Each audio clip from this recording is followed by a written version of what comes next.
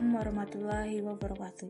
Perkenalkan, nama saya Alia Masyarah dengan NIM 2404126760. Di sini saya akan menjelaskan apa itu aquaculture, berkelanjutan menjaga produksi ikan tanpa merusak lingkungan. Seiring bertambahnya populasi, kebutuhan ikan protein hewani seperti ikan terus meningkat. Namun, stok ikan di alam tidak bisa dieksploitasi. Karena itulah, aquaculture menjadi kunci ketahanan pangan masa depan. Tahukah kamu, saat ini lebih dari 50% konsumsi ikan global berasal dari budidaya, bukan dari laut lepas. FAO bahkan memproyeksi angka ini akan terus naik. Selain ikan konsumsi, aquaculture juga meliputi ikan hias, rumput laut, dan kerang.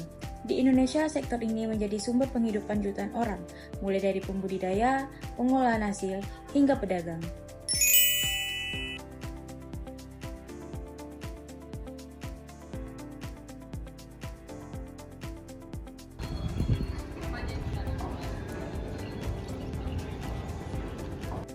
Aquaculture berkelanjutan menjaga produksi ikan tanpa merusak lingkungan.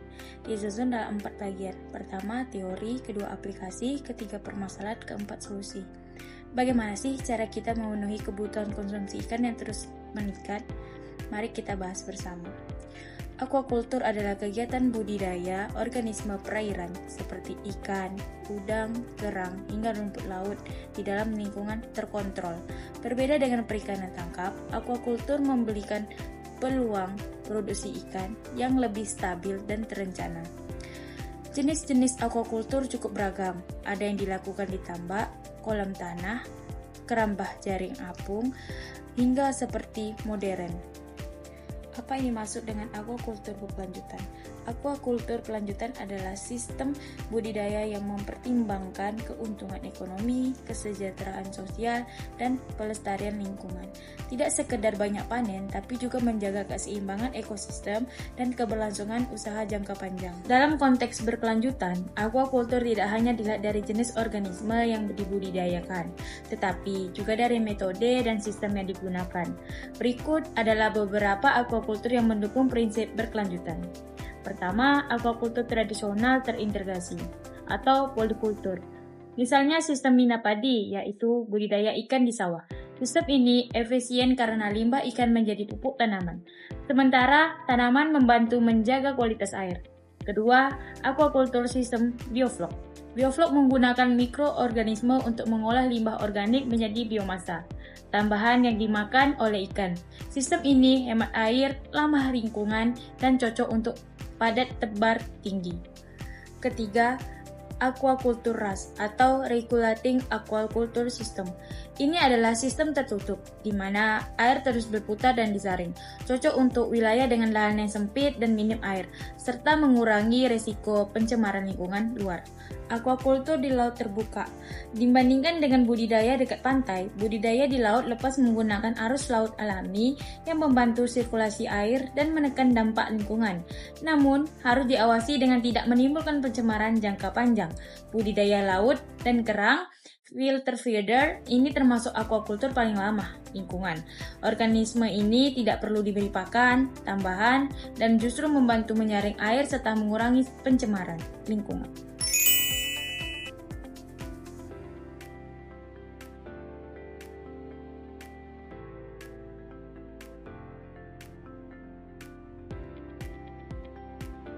Di Indonesia, aquaculture berkelanjutan mulai diterapkan di berbagai daerah. Contohnya, budidaya ikan nila menggunakan sistem bioflok. Sistem ini memanfaatkan mikroorganisme untuk mengolah limbah organik sehingga kualitas air tetap terjaga. Ada juga sistem RAS, yaitu sirkulasi air tertutup yang hemat air dan lebih mudah dikontrol. Cocok untuk wilayah dengan keterbatasan lahan atau air bersih. Penggunaan teknologi seperti sensor kualitas air, pakan otomatis, dan aplikasi monitoring online juga semakin populer. Semua itu membantu petani ikan meningkatkan efisiensi dan mengurangi dampak lingkungan. Sisi sosial, banyak petani ikan mulai membentuk kelompok usaha bersama, yaitu KUP, memperkuat posisi air tawar mereka di pasar. Mari kita lihat contoh di lapangan. Di daerah Sleman, Yogyakarta banyak pembudidaya ikan nila. menerapkan sistem bioflok dengan kolam bundar. Mereka mampu menekankan biaya produksi dengan hemat air hingga 90%. Sementara di Bali, sistem RAS mulai digunakan oleh pembudidaya ikan kerapu. Air disaring, diolah, lalu digunakan kembali, sehingga sangat efisien dan cocok untuk wilayah urban. Ada juga inovasi di bidang pakan alternatif, seperti pelet berbahan mangut atau lava lalat BSF. Mangut mengandung protein tinggi dan bisa menggantikan tepung ikan, sehingga murah dan ramah lingkungan.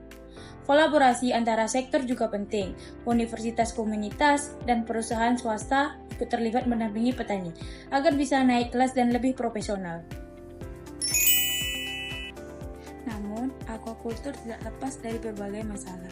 Pertama, masalah limbah organik dari pakan dan kotoran ikan dapat mencemari lingkungan jika tidak dikelola dengan baik.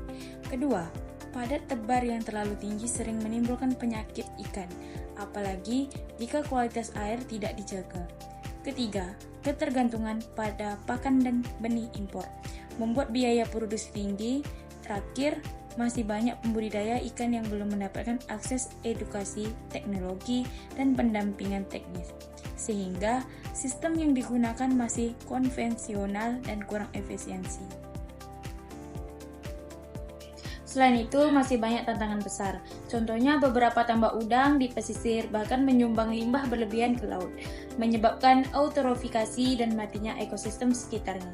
Kalau dibiarkan, hal ini bisa merusak reputasi produksi ikan Indonesia di pasar ekspor.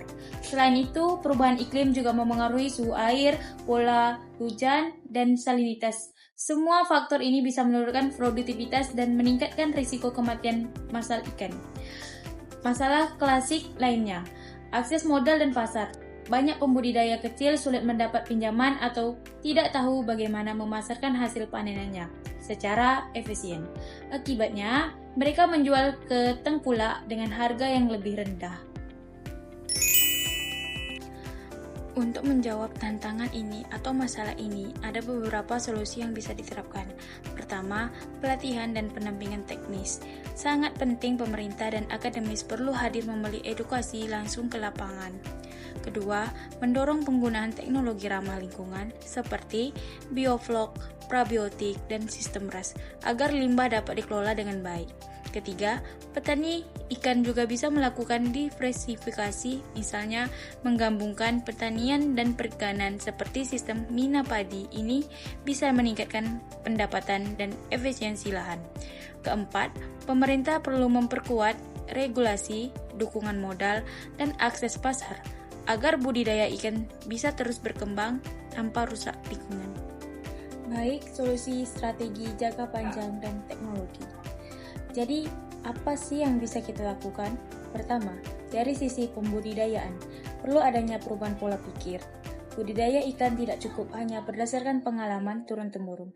Harus ada pendekatan ilmiah, yaitu pengukuran kualitas air yang rutin.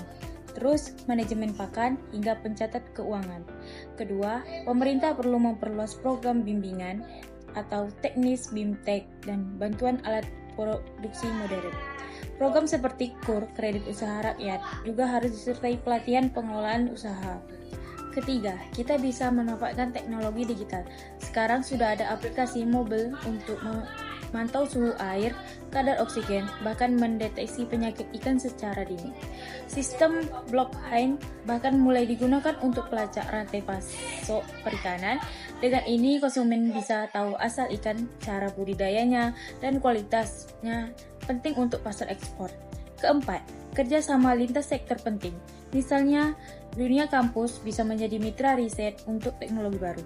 Lembaga keuangan bisa mendampingi petani dalam manajemen keuangan, dan masyarakat bisa mendukung dengan lebih memilih produk hasil budidaya berkelanjutan. Baik, sebelum saya menutup, izinkan saya memberi kesimpulan. Aquaculture berkelanjutan bukan sekedar cara budidaya, tetapi bentuk tanggung jawab kita terhadap alam dan generasi masa depan. Mari bersama menjaga keseimbangan antara produksi dan pelestarian. Aquaculture berkelanjutan untuk pangan yang aman dan masa depan yang lestari. Kita semua punya peran. Kamu yang menonton video ini mungkin suatu hari bisa jadi pengusaha aquaculture, peneliti perikanan, atau bahkan konsumen yang bijak. Dengan inovasi, kolaborasi, dan kesadaran akan pentingnya keberkelanjutan, aquaculture bisa menjadi solusi pangan masa depan yang sehat, adil, dan lestari. Jaga ikan, jaga lingkungan, jaga masa depan. Mari bangun aquaculture Indonesia yang mandiri dan berkelanjutan. Sekian, terima kasih.